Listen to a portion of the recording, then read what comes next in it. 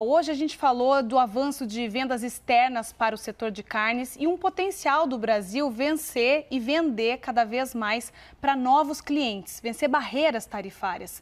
Tem um estudo, inclusive, que indica que a carne brasileira é ou pode ser a mais barata do mundo. Para explicar esse estudo e mostrar como foi feito o cálculo, como a gente pode falar que a carne é mais barata, eu me conecto agora com a colunista do CNN Agro, Lígia Pimentel. Obrigada pela presença, Lígia, nesse feriado de carnaval. Conta pra gente, bem-vinda. Obrigada pelo convite. Vamos lá, fica estranho muitas vezes escutar isso para quem depende do varejo brasileiro.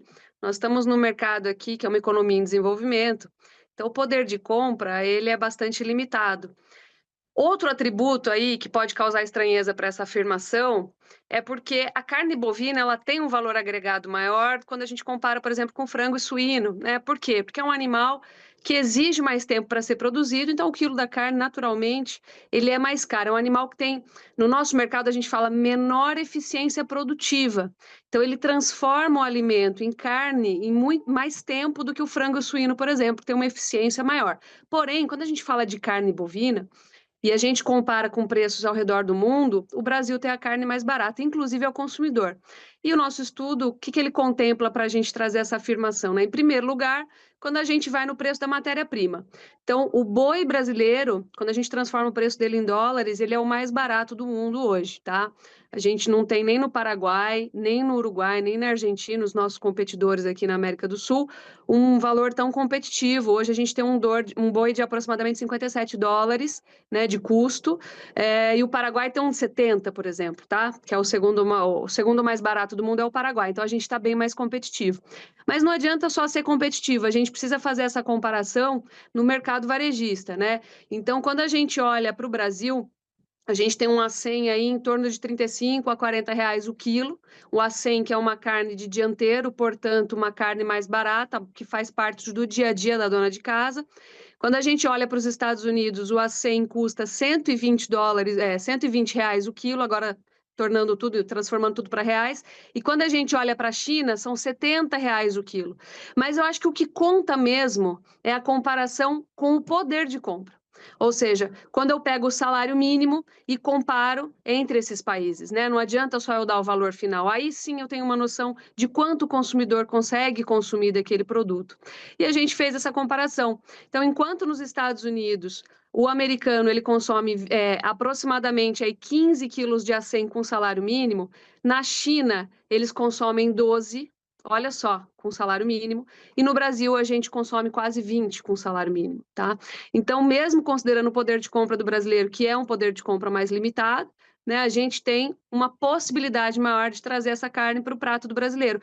E não é à toa que o Brasil é o quarto maior consumo per capita de carne do mundo, está atrás dos Estados Unidos.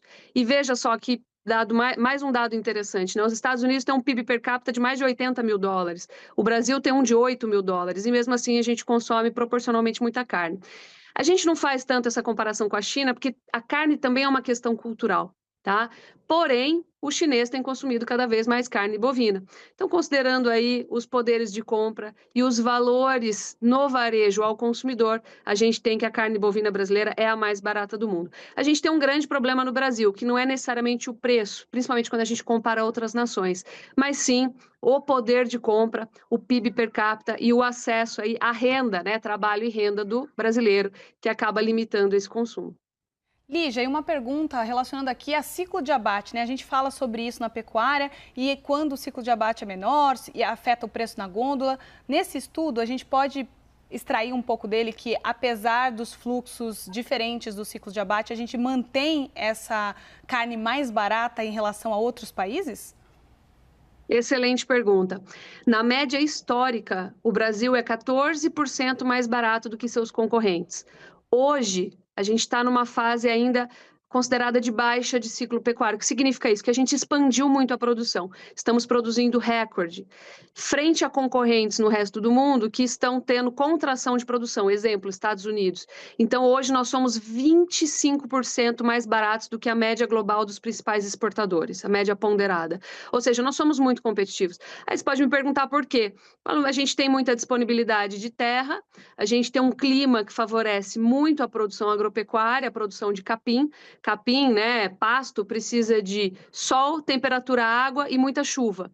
Então, o Brasil ele tem uma disponibilidade hídrica também de água de superfície muito ampla, e tudo isso favorece o custo produtivo no Brasil e torna o Brasil muito competitivo. É um país realmente que tem uma aptidão natural para produzir pecuária e para produzir carne. Então, isso eleva muito a nossa competitividade. Faz uma comparação com os Estados Unidos, por exemplo. Tem regiões produtoras que passam mais de 6 meses debaixo de neve.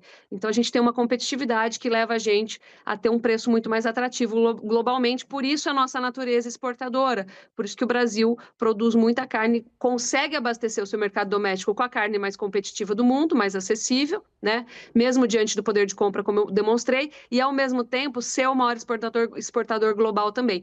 Aliás, um lembrete, o Brasil acabou de ultrapassar os Estados Unidos e é o maior produtor de carne bovina do mundo. Então, eu tenho escutado alguma conversa, por exemplo, sobre colapso de abastecimento. Eu acho que a gente está bem longe disso. Acho que a gente tem produzido muito.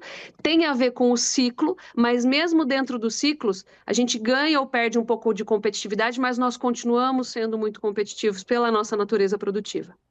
Muito bom.